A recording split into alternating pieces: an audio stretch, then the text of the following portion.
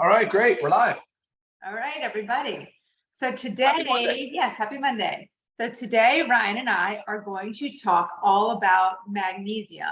And as Ryan always likes to say, magnesium is magnificent. There you go. So we have our Ultra Magnesium Complex.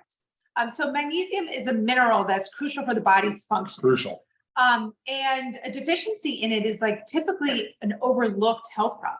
Okay, there's so many times that somebody can have a symptom and nobody just says, try supplementing with magnesium. Correct. Magnesium is involved in over 300 reactions in the body.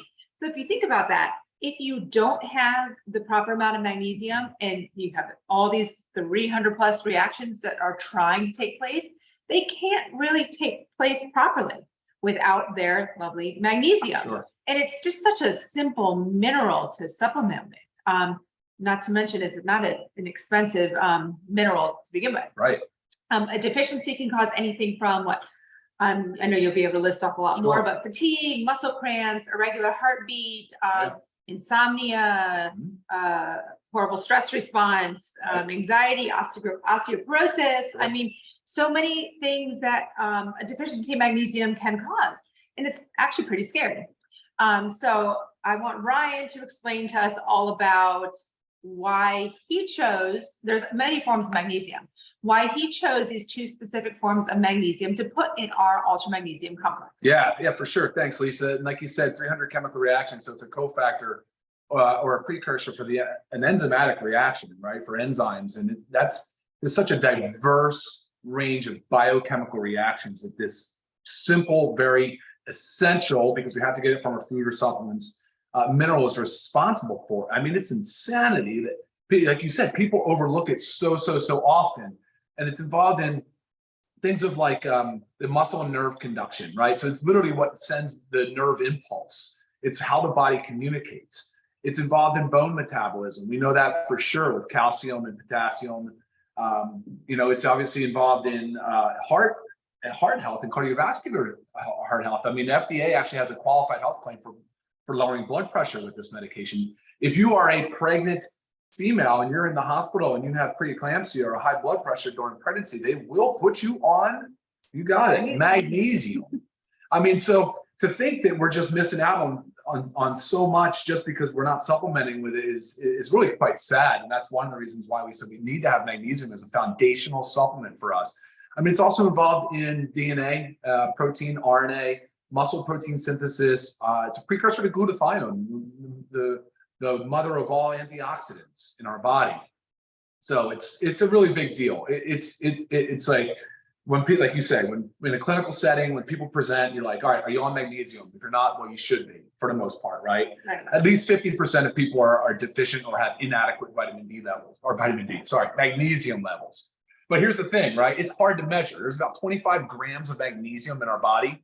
Most of it, though, is in our bones, our tissues, and our muscles. Right. So if you go and get like a blood draw, it's not really reflective of the magnesium level. It's because about less than 1% in our serum, in our blood. Less than 1% of our magnesium. And it's so tightly regulated by our kidneys that it controls excretion or reabsorption, so that it maintains a very, very tight kind of therapeutic like index of magnesium in the serum. So that's one of the challenges, but when you look at it from a survey perspective, they've done it and they say, man, most people have an inadequate intake of magnesium. Now it is in quite a bit of different foods, right? Like things like certain nuts, and green leafy vegetables and oysters and chocolate, dark chocolate, which I get plenty of that. But yeah, so ultimately, though, we decided on magnesium glycinate and magnesium gluconate for our salt forms of magnesium. There's a lot of different forms, and it's crazy. I always ask people to send me like some things that they're taking if they have any questions, and I often see a magnesium supplement. It's like magnesium oxide. Well, magnesium oxide doesn't really do anything other than increase bowel movements. It does not absorb well. There's a lot of forms of magnesium used, like magnesium citrate is used for bowel prep. I mean, magnesium citrate is great, but again, it's really just to stimulate bowel movement. It's not to help increase magnesium in your body. It does absorb, but ultimately you're going to hit diarrhea before you before you move your blood levels, which is not what you want, right? It's actually pretty much the limiting factor of all forms of magnesium. Ultimately, even you would still only be able to take so much before your stomach really starts to be affected from it. You know what I mean? which is one of the reasons why you say you could split the dose throughout the day. You could take it with food to lessen that impact on the bowels. So right. And we always say a major thing with the magnesium. I briefly had mentioned sleep, but it really helps reduce the stress hormones in the brain. So this is part of like why it helps us sleep, because we lie down in bed at the end of the day and our brains are still racing. And did I do this? Did I do that? What do I have to do tomorrow? Just everything. So it helps relax our bodies and relax our minds so we can actually get a deep, well-rested sleep. Yeah, absolutely. No doubt. All right. So what are we going to do? Let's talk some questions here. What else we want to, I usually like to pause for a moment and just kind of see what people are asking. Right. And again, we talk about magnesium all the time, guys. We've talked about it. We've talked about it in our daily essentials pack. And we always make a point to bring up how important and how essential magnesium is for you. And I just want to let you know, like, our member price for this is only $8.95. That's $8.95 for 60 capsules because you're taking 2 a day. Our non-member price is, I believe it's $17.95, but just makes you realize you also should be a member if you're not a member. But again, there's no reason. I mean, a month's worth of magnesium for under $9. Right. Got to do it. You cannot skimp on this one. It's probably the best value, in my opinion. Like, seriously, probably the best value supplement that you could possibly take for sure for the money. For sure. And I like to take mine because I'm not a very good sleeper. So everything I work on is like biohacking my sleep and trying to do everything to sleep better. So I take both of my magnesiums about an hour before bedtime. Ryan, on the other hand, you like to split. I do. I split it at lunch. I do it around lunchtime, mid-afternoon, for that mid-afternoon kind of stress response. Kids are coming home from school. You're just you're realizing maybe things you didn't get done early in the day. And then again, I'll take the other capsule right before bedtime to help benefit that sleep cycle. Right. So you kind of just figure out what works for you and for your body and for your needs. Yeah, but I want to mention something. So some people don't realize that, the magnesium deficiency is like we keep talking about, like, it's better to get ahead of it early than it is to wait until later, until disease presents, because magnesium deficiency builds up over time. It leads to problems with weak bones. It leads to poor nerve conduction and lack of muscle and heart difficulty managing and regulating heart rhythms. So you got to understand something, that magnesium should be started early and taken consistently every single day. Right. Those are some things that are hard to gain back by waiting until they present themselves and then saying, oh, I need to take my magnesium. And there's a few common disease states I want to mention. Like we talked about with high blood pressure. We know that it's a qualified health claim. We know that it's involved in it, but it's primarily because the way that it interacts with calcium and potassium, it creates this membrane potential on the nerve conduction side of things.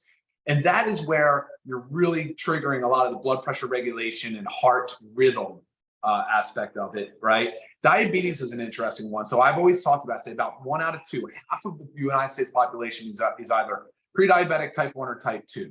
The problem with diabetes, that's a huge number, huge number. The problem with the diabetes related to magnesium is it tends to be that there's a high levels of glucose in the kidney, which increases excretion of magnesium. So you're really excreting more magnesium. So it's a loss of magnesium as well. And then, of course, there's gastrointestinal diseases and things of that nature that affect the absorption and the uptake of magnesium. Things like gluten sensitivities, things like irritable bowel disease, so Crohn's or ulcerative colitis, or any number of these things. There's a lot of medications. I'm big on the med side, right? So drug-induced nutrient depletion is a huge category, specifically related to magnesium.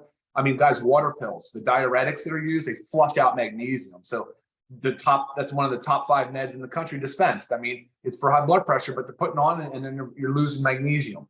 Proton pump inhibitors for acid reflux or for heartburn. It's affecting the absorption of magnesium, and over long term, you're seeing low magnesium levels.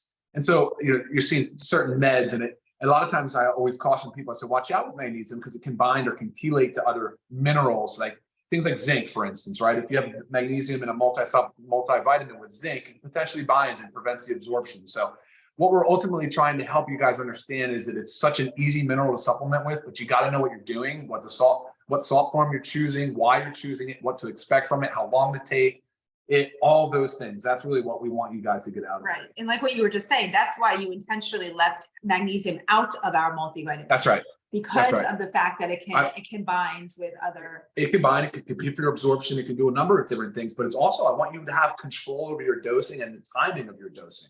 Right. So you can experiment with it, because not only are we talking about blood pressure, we're talking about diabetes, we're talking about osteoporosis, you know, we're talking about also migraines, so and headaches and things of that nature. So I want you guys to be able to use your magnesium as a tool to help you with these things. You know, I mean, muscle cramps, it's another area where, you know, people can realize that they're probably maybe low or deficient with inadequate amounts of magnesium. Right. So we said how we personally like to take our magnesium, but as Ryan's talking about how it can bind and chelate, that should also let you know that you should not be taking this with your multivitamin. Okay. Separate it out from your other supplements. But typically if we're taking them, you know, later in the day and before bed, we don't typically take our multivitamins or vitamin D. You should not be taking later in the day anyways. Did we mention what forms these are? Magnesium glycinate, predominantly, and magnesium gluconate. So the glycinate is the amino acid glycine. So what it is, it's magnesium paired or conjugated with glycine, which is an amino acid. So which is very cool, very cool. It is in a capsule form. There's 60 capsules. It is gluten-free, dairy-free, soy-free. It's a vegetable capsule. And like I said, I'll split mine dose. So you get your daily intake of 420 milligrams, but you get that across 2 capsules. That's why I split mine at lunch and then again at dinner. Yeah. Yeah. Oh, perfect. I mean, again, super simple supplement, and something that we all need to be taking every single day to make sure our magnesium levels stay up where they should be. And other things that we talked about, the body will increase excretion of, right? We said exercise. Right. Oh, we didn't say that. That's what I'm trying to say. Exercise increases excretion of magnesium. We talked about medications. We know caffeine can do it.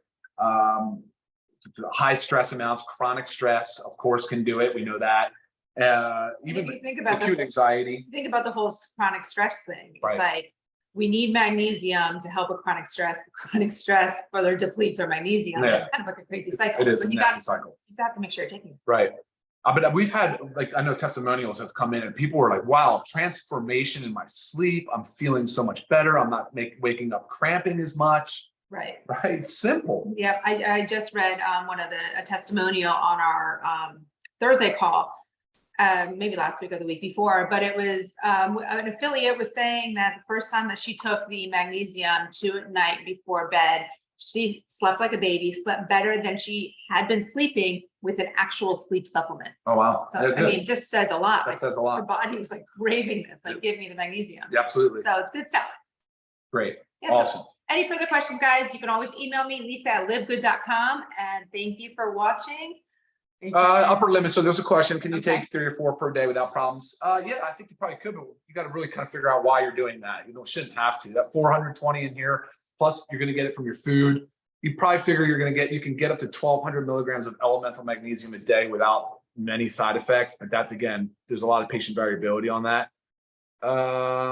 If you can't use capsule, wait, what was that question? Powder capsule. Okay, so for people that can't swallow pills, that's what you're asking. These you can actually twist apart and put in water. So I always say that all of our capsules, the only one that can't is the fish oil. Obviously, that's an oil in a gel cap. Yeah. But you can twist them off, pour them in water, and do it that way. Yeah, there's a question about starting before bone and muscle issues develop. You betcha, especially in the athletic population.